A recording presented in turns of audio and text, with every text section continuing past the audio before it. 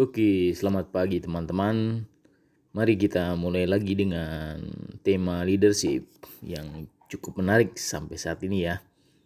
Oke, ada suatu concern meskipun presentasi nih ya, presentasi resmi masih bisa diperdebatkan. Rata-rata lebih dari 60% upaya transformasi dari Lean itu gagal ya. Jadi banyak perusahaan-perusahaan yang menerapkan Lean ya lebih dari 60%, walaupun secara persentasi masih diperdebatkan, ternyata transformasi Lean itu gagal. Dengan begitu banyaknya sumber daya yang tersedia saat ini ya, baik dari artikel-artikel, kemudian juga konsultan ya, yaitu perusahaan-perusahaan konsultan, tapi kok tetap aja gitu ya, transformasi dari Lean ini tidak berhasil. Banyak yang akan mengatakan bahwa training ya begitu ya, training yang tidak memadai, sumber daya internal yang terbatas, kemudian kurangnya pemahaman tentang tools ya, di mana Lean itu banyak bermain dengan tools yang terkait dengan Lean maksudnya ya. Kemudian tidak cukup waktu atau pendanaan yang tidak memadai, itu diantara alasan lainnya. Oke, meskipun masing-masing ini valid, pengalaman bertahun-tahun dalam mendorong inisiatif Lean dan mengamati secara langsung pembelajarannya dan hal yang harus dilakukan dan tidak boleh dilakukan, do and don't seperti itu, dari banyak perjalanan Lean, saya yakin ini bermuara pada satu elemen kunci ya teman-teman, yaitu yang harus hadir di atas segalanya. Apa itu? Yaitu leadership yang kuat, suatu kepemimpinan yang kuat. Oke, apa yang dimaksud dengan kepemimpinan yang kuat dalam suatu organisasi Lean? Dalam sebuah organisasi yang berusaha mengubah dirinya menjadi perusahaan Lean sejati, ini berarti pemimpin yang kuat ya, leadership yang strong dan bersemangat di puncak organisasi yang secara bawahan memiliki ya atau telah mempelajari serangkaian perilaku dan nilai dasar dan yang menjadi panutannya setiap hari ya. Sehingga jadi apa nilai dan perilaku ini dan bagaimana seorang pemimpin mengajarkan dan menerapkannya ke organisasi yang lebih luas. Oke, saya coba akan menjelaskan di sini beberapa, saya katakan sebagai peran kunci ya, atau key roles dari seorang Lean leadership ya. Itu kita harus tahu key rolesnya tadi kan, mengatakan dari presentasi yang mungkin bisa diperdebatkan bahwa lebih dari 60% transformasi dari ini tidak berhasil. Dan ujung-ujungnya karena kepemimpinan yang kurang kuat. Jadi kita perlu ada leadership yang sangat kuat ya, strong dalam transformasi Lean. Jadi kesuksesan transformasi Lean itu tidak lain dan tidak bukan pasti bermuaranya kepada leadership and leadership. Tentunya leadership yang kuat. Saya coba di sini akan menjelaskan key roles-nya apa sih ya dari seorang leadership dari Lean yang kuat. Oke, meskipun para leader ya di puncak organisasinya menggunakan banyak atribut nih ya, banyak posisi seperti itu dan dituntut untuk memenuhi tugas yang tak terhitung jumlahnya dalam perusahaan yang menerapkan Lean. Dalam hal ini hanya 4 yang penting nih ya, hanya 4 yang penting untuk membuat budaya baru bertahan ya. Jadi culture-nya, jadi atau kita bisa katakan culture itu untuk membentuk key roles dari peran kunci dari seorang Lean leadership yang kuat itu apa gitu ya. Ada 4 di sini teman-teman ya. Itu yang pertama, kita harus menghilangkan ambiguitas ya, ambiguitas dengan mengajarkan organisasi atau teams kita ya untuk menyusun dan menstandarisasi kegiatannya. Ya, jadi kita perlu ada tadi ya leadership yang sangat kuat ya. Kemudian dari bagaimana kita membuat leadership yang sangat kuat, kita harus tahu peran kuncinya apa gitu, atau key roles dari lean leadership itu apa. Nah, yang paling utama, yang nomor 1 ya dari 4 yang akan saya jelaskan itu menghilangkan ambiguitas dan mengajarkan timsnya atau organisasinya untuk menyusun dan menstandarisasi kegiatannya. Jadi pasti bermuaranya ke standarisasi ya. Nah, jadi untuk memastikan bahwa leadershipnya itu kuat atau tidak, itu bisa kita lihat dari apakah setiap kegiatannya distandarisasi gitu ya, seperti itu. Dan kedua apa teman-teman? Yang kedua itu tentunya memperkuat dan mengerjakan sistem dengan membantu orang untuk mengidentifikasi dan memecahkan masalah. Jadi setelah ada standarisasi, ya harus kita pastikan bahwa standarisasi ini untuk menjalankan sistem tadi, sistem list tadi. Nah, secara simpelnya bagaimana sih ya untuk memperkuat dan mengerjakan sistem tadi ya? Paling jelas ya, yang mudah kita lihat bagaimana kita bisa membantu tim kita ya dalam organisasi untuk mengidentifikasi dari masalahnya.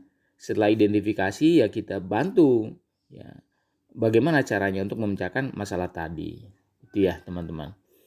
Dan yang ketiga tentunya perusahaan menerapkan lean ya dimanapun juga harus tentunya punya visi ya, visi dan misi. Nah dalam membentuk kepemimpinan yang kuat dari lean tadi ya, kita sudah sebutkan dari 2, yaitu menghilangkan ambiguitas sama membantu orang untuk mengidentifikasi dan memecahkan masalah. Tentunya dari visi yang sudah kita punya harus secara semangat ya, secara semangatnya harus dipelihara dan secara terus menerus untuk memastikan bahwa visi dan misi tadi berjalan dengan baik. Itu caranya bagaimana ya, dengan menciptakan kondisi dan situasi yang sehat dalam menjalankan sistem tadi gitu ya. Jadi setelah kita menghilangkan ambiguitas, mengajarkan organisasi untuk selalu bermuara ke standarisasi, kemudian kita membantu orang bagaimana selalu mengidentifikasi masalah dan memecahkan masalahnya dalam sistem tadi, sistem lean tadi. Dan tentunya setiap perusahaan lean kan mempunyai, yang menerapkan lean itu mempunyai visi dan misi. Berarti kita harus memastikan bahwa untuk mencapai visi dan misi tadi itu harus kita menciptakan suatu kondisi dan situasi yang sehat dalam menjalankan sistem tadi ya.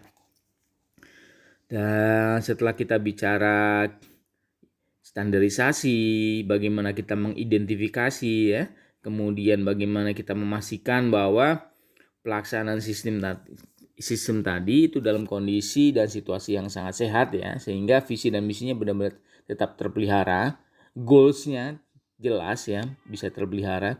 Nah tentunya yang terakhir yaitu kita harus selalu setiap saat gitu ya mempraktekkan proses pembelajaran dalam hal ini ya, proses pembelajaran ya. Jadi setelah kita tahu sistemnya seperti apa ya, cara membuat standarisasinya bagaimana, kemudian mengidentifikasi masalahnya, memecahkan masalah yang sudah tahu, terus bagaimana kita untuk mencapai goalsnya ya, tujuan dari visi dan misinya tadi ya, tentunya kita harus apa ya teman-teman, harus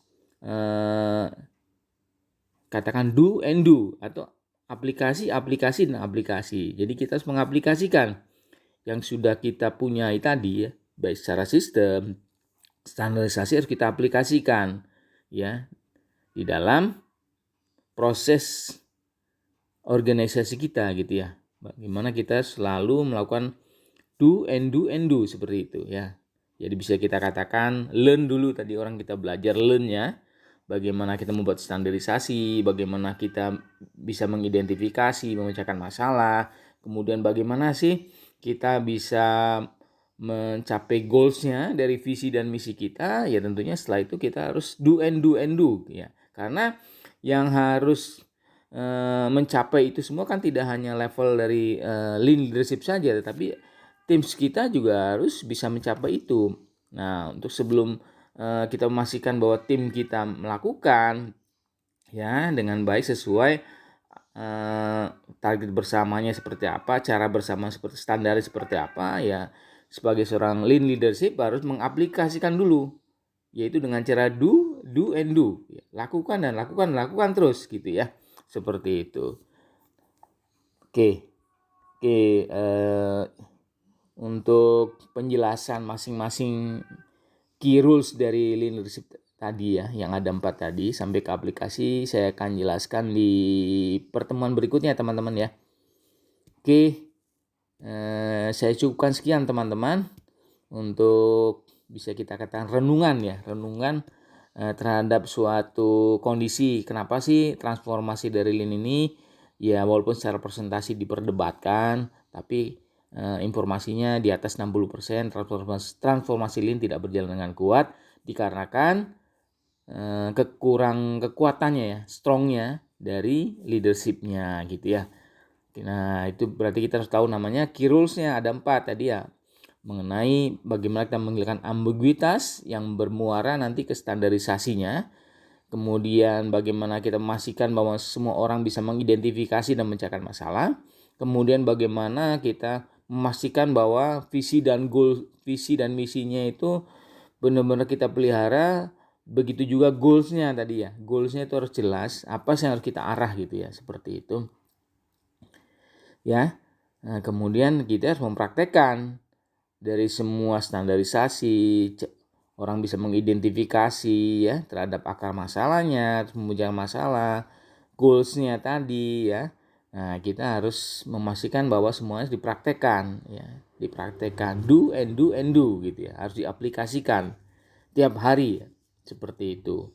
Nah, setelah kita mengaplikasikan, nah kita akan mengaplikasikan itu ya, yang maksudnya dilakukan juga nanti oleh tim kita seperti itu ya. Oke, untuk keempat key rules tadi akan saya jelaskan di tema berikutnya ya. Oke, saya cukupkan sekian teman-teman. Terima kasih banyak ya. Oke, sampai ketemu lagi. Tetap sehat dan sukses selalu ya teman-teman. Selamat pagi semuanya. Terima kasih.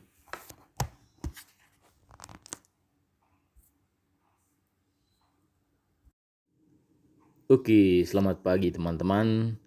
Mari kita mulai lagi dengan tema leadership yang cukup menarik sampai saat ini ya. Oke, ada suatu concern meskipun presentasi nih ya, presentasi resmi masih bisa diperdebatkan.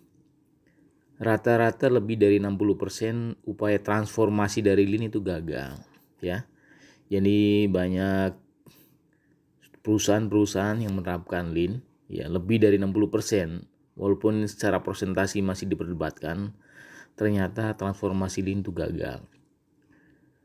Dengan begitu banyaknya sumber daya yang tersedia saat ini ya, baik dari artikel-artikel, kemudian juga konsultan ya, yaitu perusahaan-perusahaan konsultan, tapi kok tetap aja gitu ya, transformasi dari Lean ini tidak berhasil. Banyak yang akan mengatakan bahwa training ya, begitu ya, training yang tidak memadai, sumber daya internal yang terbatas, kemudian kurangnya pemahaman tentang tools ya, di mana Lean itu banyak bermain dengan tools yang terkait dengan Lean maksudnya ya. Kemudian tidak cukup waktu atau pendanaan yang tidak memadai, itu diantara alasan lainnya. Oke, meskipun masing-masing ini valid, pengalaman bertahun-tahun dalam mendorong inisiatif Lean dan mengamati cara